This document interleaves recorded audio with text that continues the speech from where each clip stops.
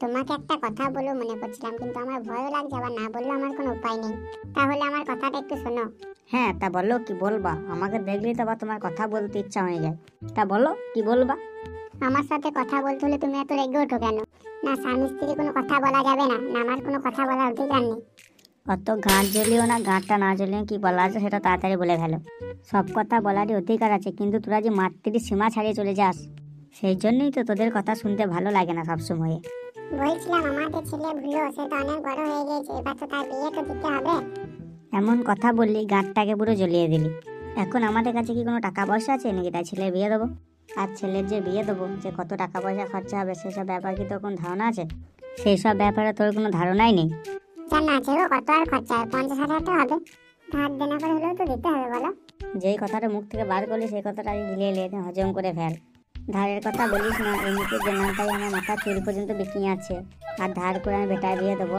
তুই কি বলিস রে যে আমার পুটা পরিবারকে আমি কলা করে খাওয়াবো? অত আমার পয়সা নাই রে। আর তো তোর যত আত্মীয় স্বজন সবাই তো ভ্যান চালানো লোক, আমাকে কে টাকা ধার দেবে? তাই ছেলেকে ধার দেনা করে বিয়ে দেবো? বাবা মা, আমার বিয়েটা দিয়েই দাও। শীতের দিনে একা থাকতে একটু কষ্টই হচ্ছে। আর কতদিন এইভাবে একা একা থাকবো? হ্যান্ডেল মারতে মারতে এবার তো আমার হ্যান্ডেল আর হাত দুটোই এড়ে গেছে। কি বললি সুরে বাচ্চা? না না বাবা, কিছু না কিছু না। ওই বিয়েটা তাড়াতাড়ি দিয়ে দাও সেটাই বলছিলাম আর কি। এই চুপ রে শালা, এখন ওইভাবে কিছুদিন কাটা। বিয়ে এখন কিছুদিন পরে হবে, এখন আমার কাছে কোনো টাকা পয়সা নাই। বিয়ে বিয়ে করিস না, এখন যদি রেগে যায় না তাহলে তোর ঘন্টাকে কেটে ফেলে দেবো। কাজটা ছেলে কোথাকার। বাবা হয়ে ছেলের সাথে কিরকম কথাবার্তা বলছো? কিরকম কথাবার্তা বলতে হয় সেটুকু তোমার আক্কেল জ্ঞান নাই। ছি ছি, তুমি কি মানুষ না অন্য কিছু?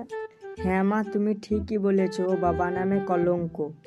বুঝলি ভুলো, তুই ঠিকই বলেছিস, আমি বাবা নামে কলঙ্ক। কারণ তোর মা যে অন্য কারোর সাথে চেন টেনেছে, তাহলে আমি তো কলঙ্ক হবই, বুঝলি? একটা কথা বললাম বলে তুমি আমাকে হাজার কথা শোনালে। এমনকি ছেলের সামনে তুমি আমাকে অপমান করলে। তোমাকে ছেলের বাপ হতে কে বলেছিল গো? বুঝতে পেরেছি তোর কথাবার্তায়। তোর ছেলের বাপ আগে থেকে রেডি করা ছিল। আগে থেকে যদি রেডি করা ছিল তাহলে আমাকে বিয়ে করলি কেন? তাকে বিয়ে করলেই পারতিস। ভুলোকে নিয়ে তার বাড়িতে চলে গিয়ে বিয়ে করে দিলেই পারতিস, তাহলে আমাকে নিয়ে এত ঝামেলা করতে হতো না। ছি ছি, এরকম কথা শুনতে আমি জীবনেও কোনোদিন ভাবিনি। মা মা, আমিও কোনদিন ভাবিনি যে বাবার মুখ থেকে এরকম কথা শুনতে হবে। ছি। আমি যদি বেটাকে নিয়ে অন্য কারোর বাইরে চলে যাবো, তুমি ভাই শিখতে বেটাকে জন্ম দিয়েছিলে? এই বেটাটা আমার আদৌ নিজে বটে তো, আমার একটু ডাউট লাগে, সেই জন্যই বললাম আর কি। আচ্ছা আচ্ছা, নিজের চরিত্রের সাথে অন্যের চরিত্র তো মেলাতে মজা লাগে, তাই না? ধুর ভাই, তোমার এই বালের ঝগড়া বন্ধ করো তোমরা। আমাকে বিয়ে দিতে হবে না, আমি হ্যান্ডেল মেরে জন্ম কাটিয়ে নেব। দেখো তোমার জন্য ছেলেটা রেগে পালিয়ে গেল। বিয়েটার মুরুদ নাই, আপা আমরা ছেলে জন্ম দিয়েছি। এখন মুরত নেই তো কি হয়েছে? যখন মুরত হবে তখন বিয়ে দেবো। আমার মাথার ওপর টিস টিস করে না, পালা এখান থেকে। টাকা পয়সা নাই, ইনকাম করতে গাড় ভাবছে, ঢোল বাজছে, আর কান্না হাতে মজা লাগছে এদের।